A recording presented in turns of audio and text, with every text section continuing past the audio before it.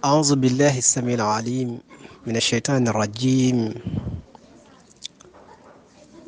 الحمد لله رب العالمين. وصل اللهم وسلم على عبدك ونبيك ورسولك سيدنا ونبينا ومولانا محمد وعلى آله وصحبه ومن والاه.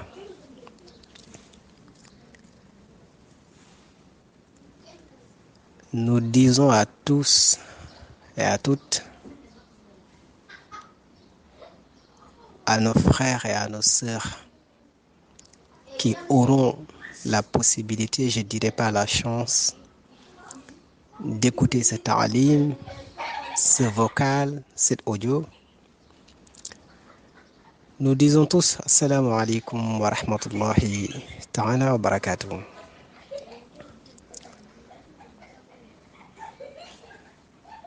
Ce message, nous le faisons à la suite de la demande de notre frère dans la voie d'Allah, Alioun, pour mentionner l'importance, quelques importances, quelques vertus du verbe d'Allah subhanahu wa ta'ala qui est la ilaha illallah. La ilaha illallah qui est al-kalimatul musharrafa. La ilaha illallah qui est al-kalimatul uliya. La ilaha illallah qui est al-kalimatul haqq.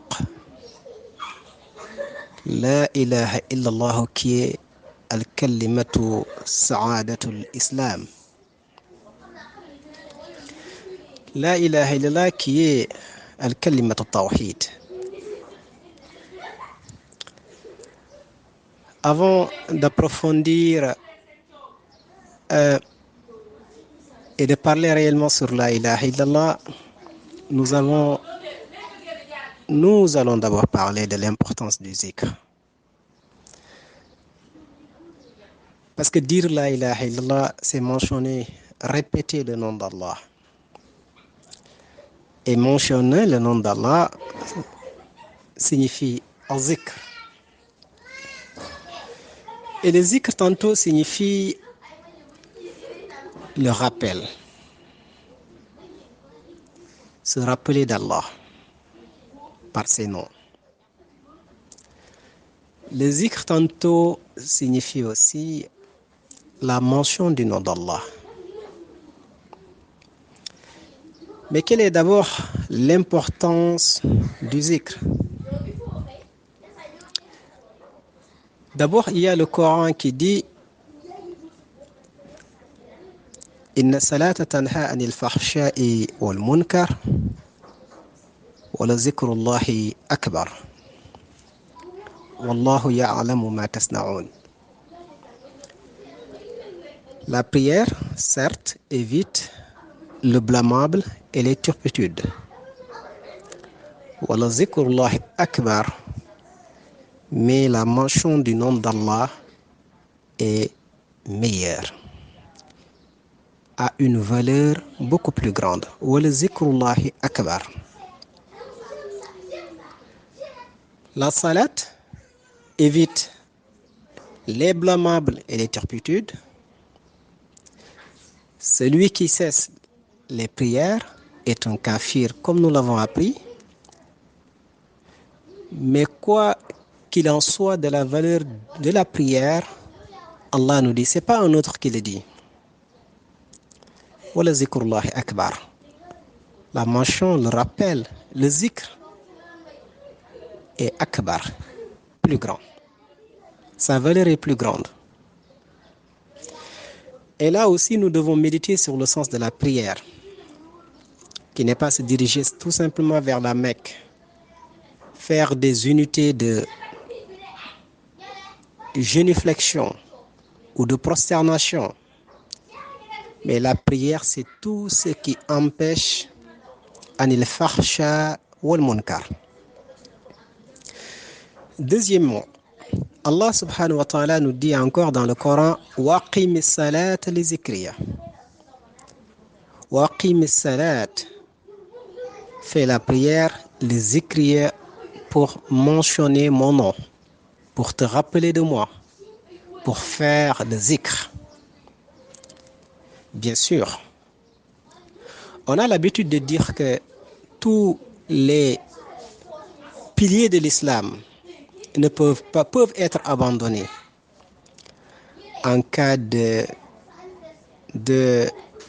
faiblesse, en cas quand on a certains obstacles. Par exemple, quand on n'a pas de l'argent, on ne peut pas aller à la Mecque. Quand on a de l'argent et on n'a pas la santé, on ne peut pas aller à la Mecque. Le jeûne, quand on ne peut pas le faire, alors, et les autres piliers. Seule la prière ne doit être abandonnée pour tout musulman. Mais il peut arriver un moment où on n'a pas la possibilité de prier debout, sans s'appuyer sur quelque part. C'est-à-dire quand on est malade, on a besoin d'un support. Des fois même, on peut prier assis. Des fois même, sur notre lit, on peut prier et on doit prier. Mais on doit se poser la question, celui qui est sur son lit, comment peut-il prier? Où sont les génuflexions? Où sont les prosternations? Mais pourtant, il prie. Pourtant, il doit prier. Mais pourtant, qu'est-ce que c'est réellement la prière? S'il n'y a plus de génuflexion, s'il n'y a plus de prosternation, qu'est-ce que c'est donc réellement la prière? Si ce n'est le zikr. Et donc, Allah nous avait dit bien avant, waqimi salata li zikriya. Fais la prière pour invoquer mon nom. Il dit ailleurs, قد أفلح من تزكى وذكر اسم ربه فصلى. قد أفلح est sauvé man tazakka, celui qui purifie son nafs. وذكر اسم ربه et mentionne le nom de son Seigneur, fasalla, et prie. Mentionner le nom d'Allah jusqu'à la prière, tu pries pour continuer la mention du nom d'Allah. Et après la prière, tu continues encore la mention du nom d'Allah jusqu'à une autre prière. Et en fin de compte, le moment où on reste sans prier, nous ne sommes pas pour autant des mécréants, nous sommes toujours des musulmans. Ce qui fait de nous des musulmans, c'est autre chose que la prière. C'est cette chose-là qui nous maintient musulmans jusqu'à l'heure de la prière. Et à la fin de la prière, c'est cette chose encore qui nous maintient musulmans. C'est pour cette raison donc que la prière est pour le musulman. Et donc il faut être un musulman pour pouvoir prier. Parce que celui qui prie, même s'il en est capable sans être un musulman, sa prière n'est pas valide et acceptée. Parce qu'il n'est pas musulman. C'est ainsi donc qu'on doit savoir qu'il y a une grande distance, qu'il y a très loin entre être un musulman et prier. Et de nos jours, il y a beaucoup plus de prieurs que de musulmans. Et c'est très important de savoir cela. Nous citions juste le Coran pour mentionner l'importance du zikr. On en donne un autre verset où il dit فَإِذَا قَضَيْتُمُ الصَّلَاةَ فَاذْكُرُوا اللَّهَ قِيَامًا وَقُعُودًا وَعَلَى جُنُوبِكُمْ فَإِذَا أَطْمَأْنَنْتُمْ فَأَقِيمُوا الصَّلَاةَ إِنَّ الصَّلَاةَ كَانَتْ عَلَى الْمُؤْمِنِينَ كِتَابًا مَوْقُوتًا فإذا قضيتم الصلاة. Si vous avez terminé avec la prière, فاذكروا الله. Mentionnez le nom d'Allah. Invoquez Allah. قياما, quand vous êtes debout. وقعودا, même en station assis. وعلى جنوبكم, et même si vous êtes couché. Et même si vous êtes couché. Et à la fin du verset, il dit إن الصلاة كانت على المؤمنين كتابا موقوتا. La prière doit être faite à des heures fixes, mais le zikr n'a pas d'heure fixe. Et nous n'avons été créés que pour adorer Allah. Et donc, adorer réellement Allah n'a pas besoin d'heures et de temps. Puisque nous avons été créés pour adorer Allah. Uniquement pour adorer Allah, mais pas pour autre chose. Et ceci montre encore l'importance du zikr, parce qu'après la prière, qui est bien déterminée, en un temps déterminé, après cela, doit continuer le zikr.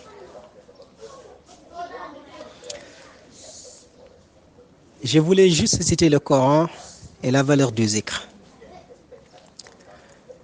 Je vais citer quelques hadiths sur la valeur du zikr. Et il faut savoir que le zikr est beaucoup plus important que toute autre chose.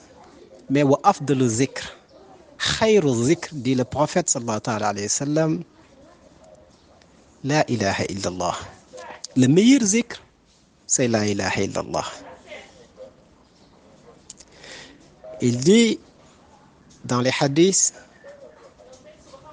afdalu ma qultuhu anna wa nabbi'una min qabli la ilaha illallah. Ô moi Muhammad, la meilleure chose que je dis dans ma langue, que ma langue dise, la meilleure chose, et même les prophètes qui existaient avant moi, la meilleure chose qu'ils citaient dans leur langue, c'était la ilaha illallah. C'était la ilaha illallah. Afdalu zikr, la ilaha illallah. Tu peux faire n'importe quel zikr, mais le meilleur c'est la ilaha illallah. Et le zikr est meilleur que toute autre adoration. Le prophète sallallahu alayhi wa sallam dit encore sur la valeur de la ilaha illallah et du zikr. فإن الله حرم على النار من قال لا إله إلا الله يبتغي بذلك وجه الله. Allah épargne de l'enfer tout un chacun qui dit la ilaha illallah en recherchant la face d'Allah. En disant la ilaha illallah, il recherche la face d'Allah. Toute personne qui fait ça est éloignée de l'enfer, est épargnée de l'enfer. Juste un seul mot t'épargne de l'enfer. Un seul mot. Et c'est encore sur le plan de l'acte, de l'opération, des millions de fois beaucoup plus léger que de faire une seule unité de prière. Et ce mot, ce verbe, cette expression suffit pour t'épargner l'enfer.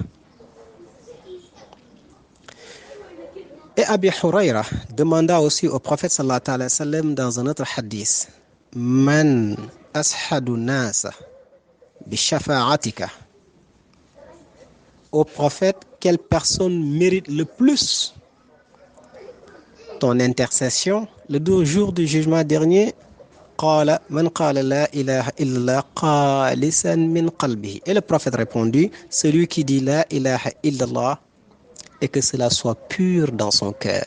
خالصا من قلبه. خالصا من قلبه. Et que cela soit pur dans son cœur. Comment purifier la ilaha illallah? Parce que c'est lui qui purifie. C'est la ilaha illallah qui purifie. Donc comment purifier la ilaha illallah?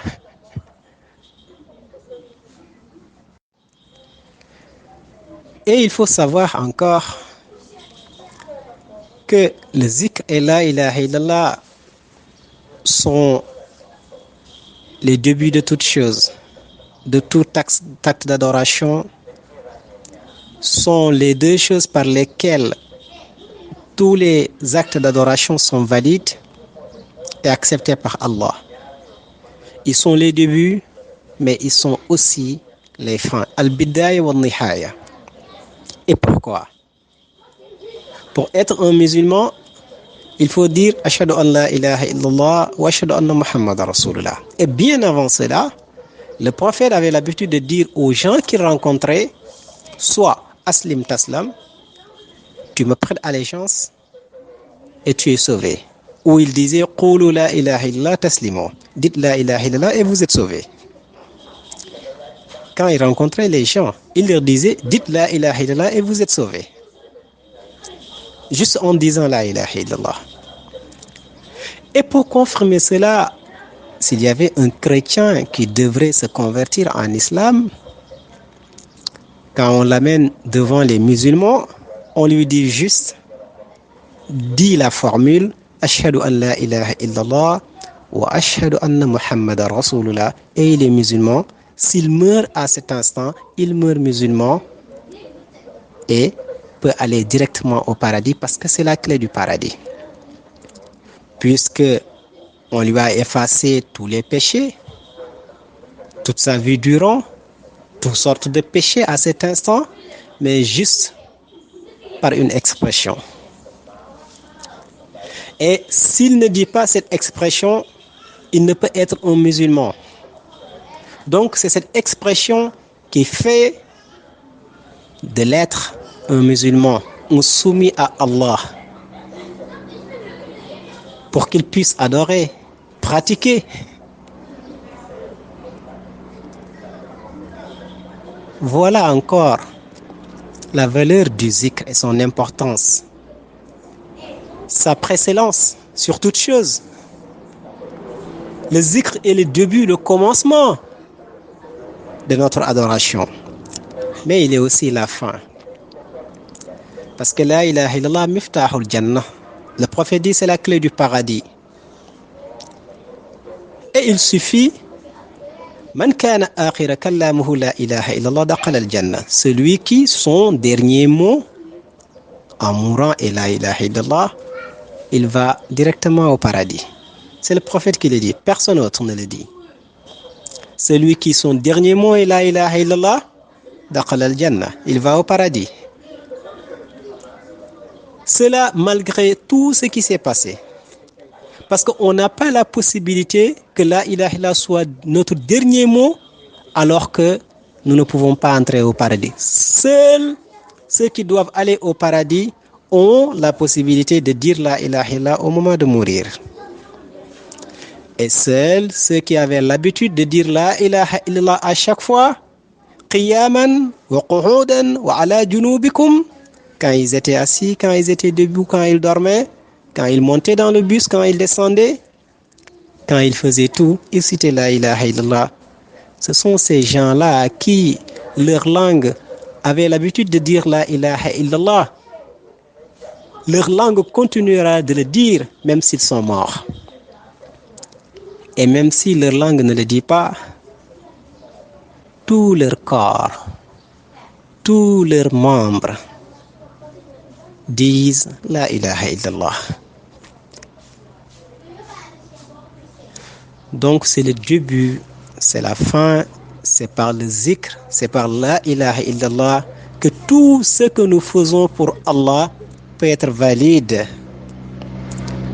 La ilaha illallah est l'âme.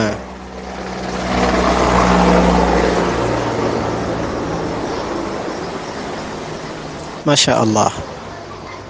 La ilaha illallah est l'âme de ce que nous faisons. Et tout corps sans âme n'a pas d'importance.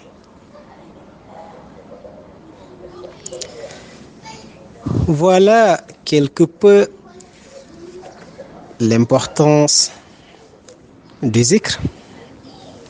Il y en a beaucoup d'autres que je ne peux pas citer. Juste un dernier hadith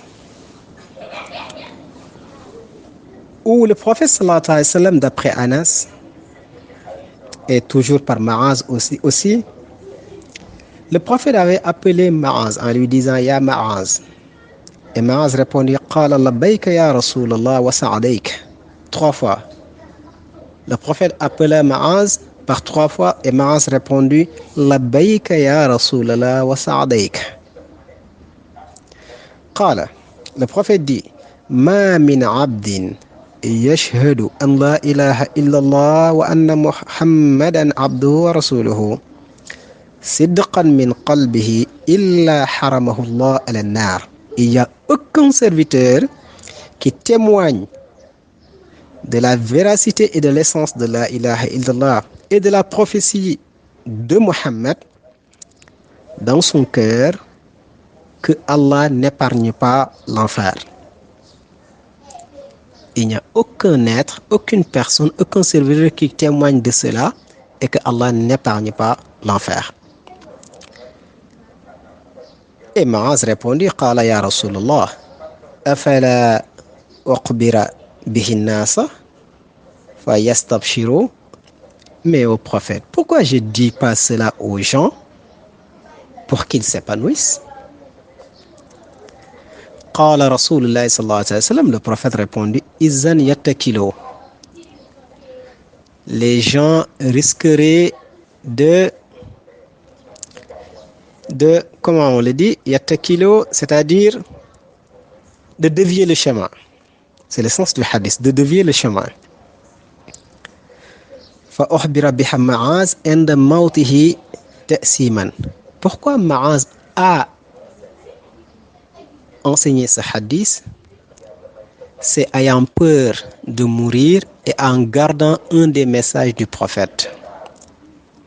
Et man katama ilman aljamahu bilizam yunnar. Celui qui garde un savoir jusqu'à mourir, Allah va le jeter en enfer. Ma'az avait peur de ça, c'est pour cette raison qu'il a cité ce hadith.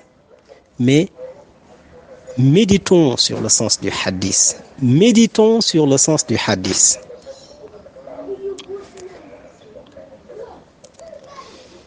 Il n'y a aucun serviteur qui témoigne de la ilaha illallah Muhammad Rasulullah et que cela soit sincère dans son cœur, qu'on n'épargne pas l'enfer. Et pourquoi? Parce que ceci a été déjà enseigné, nous le savons déjà. Nous disons déjà Ashhadu an la ilaha illallah wa ashhadu anna Muhammad Rasulullah. Nous le disons déjà. Mais pourquoi tout ce gel, toute cette importance? Pourquoi Ma'az, qui disait déjà Ashhadu an la ilaha illallah wa ashhadu anna Muhammad Rasulullah, pourquoi lui, il dit encore au prophète Afala ukhbira biha an-nas idhan yabsashu? Pourquoi prophète, je ne dis pas cela à tous les gens pour qu'ils s'éclatent, pour qu'ils s'épanouissent. Pour qu'ils s'éclatent, pour qu'ils s'épanouissent. Ah, il y a un message à l'intérieur. Il y a un enseignement. Il y a quelque chose au fond qui n'est pas juste de dire, de citer ou de répéter. Quelque chose qui donne de l'épanouissement, qui fait du plaisir. Quelque chose qui ôte les voiles. Et le prophète lui interdit de dire aux gens, regardez ça, le prophète lui interdit de dire aux gens, de témoigner de la ilaha illallah Muhammad Rasulullah siddiqan min qalbihi. Il lui refuse d'enseigner cela aux gens. Mais qu'est-ce que cela veut dire? Parce qu'il lui dit, izan yattakilu. Et si Ma'az n'avait pas peur de mourir, bien sûr, et d'amener avec lui un savoir, un des messages du prophète, il n'allait pas citer ce hadith. Et ce hadith est muttafaqu alayhi. Il est classé muttafaqu alayhi. Il paraît que nous ne méditons pas, nous citons, nous répétons, mais nous ne méditons pas. nous ne cherchons pas à aller derrière ce qui nous est enseigné. C'est notre principal problème. Et grosso modo, voilà l'importance du zikr et de la ilaha illallah. Wa lafzu la ilaha illallah Muhammadun arsalahu al-ilah afdalu ma nataqu man yaskuru fa kullu man ankarahu fa yaxsiru wa man adama zikruhu mustaqdira fa rabihun wala yulaqi kadara. De très beaux vers sur la ilaha illallah Muhammad Rasulullah cités par Cheikh Ahmadou Bamba. Et donc, grosso modo, pour ne citer que cela, voici quelques vertus, ou voilà quelques vertus du zikr et de la ilaha illallah.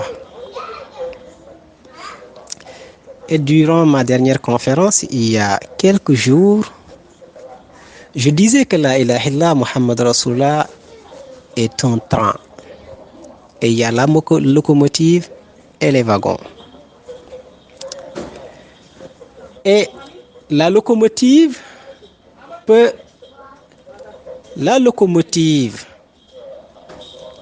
aller toute seule sans wagon. Parce que c'est la tête, c'est là où se trouve le moteur. Et elle peut aller toute seule. Mais les wagons sans la locomotive ne peuvent pas bouger. Qu'est-ce que cela signifie? La ilaha illallah est la tête. Sans lui, il n'y a pas de vie. Sans lui, on ne progresse pas. On ne voyage pas vers Allah. Non, on ne découvre pas Allah. C'est par lui que se maintient l'islam et progresse l'islam. C'est par la ilaha illallah. Et la ilaha illallah, à lui seul, peut nous amener au paradis. Je dis à lui seul peut nous amener au paradis, comme je l'ai cité tantôt. À lui seul. Il suffit de nous amener au paradis parce que Miftahul Jannah, c'est la clé du paradis. Et tout un chacun qui devrait être tué durant les guerres saintes, durant les djihad, alors au moment de le tuer, s'il dit Ashhadu an la ilaha illallah wa ashhadu anna Muhammad Rasulullah, quand tu le tues, tu as tué un musulman. On ne doit pas tuer celui qui le dit. Si tu le tues, tu as tué un musulman. Et où vas-tu rendre compte de cela? Donc, c'est pourquoi je dis qu'à lui seul, il peut nous amener au paradis. Et il y a j'ai cité beaucoup d'autres choses qui peuvent témoigner de cela. Et Muhammad Rasulullah a besoin de la ilaha illallah. Mais la ilaha illallah peut ne pas avoir besoin de Muhammad Rasulullah.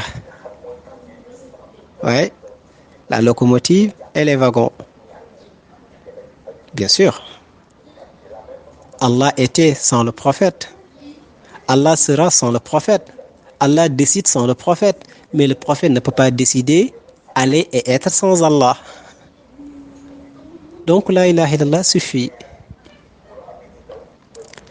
Celui qui le sous-estime, celui qui sous-estime ceux qui récitent, qui mentionnent, qui passent permanemment leur temps à dire la ilaha illallah, ceux-là sont de véritables idiots qui ne savent pas le sens du zikr et de la ilaha illallah.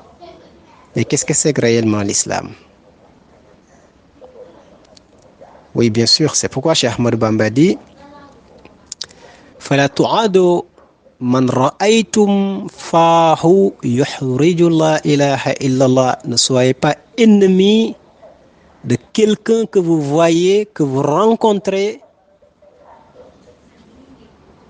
et qui mentionne ou répète la ilaha illallah. Ne devenez jamais son ennemi, sinon vous devenez ennemi d'Allah. C'est vous qui le sous-estimez, mais Allah ne le sous-estime pas. C'est vous qui n'êtes rien. Et ceux qui disent la ilaha illallah sont quelque chose, signifient quelque chose devant Allah subhanahu wa ta'ala. Donc, répétons la ilaha illallah quand nous dormons, quand nous nous levons, quand nous travaillons, quand nous sommes assis et quand nous sommes debout. C'est ce que Allah nous recommande. Parce que c'est le meilleur acte d'adoration, le zikr. Et nous encourageons les condisciples au zikr, à la permanence du zikr. Et à essayer le maximum possible de méditer et de nous purifier par le zikr.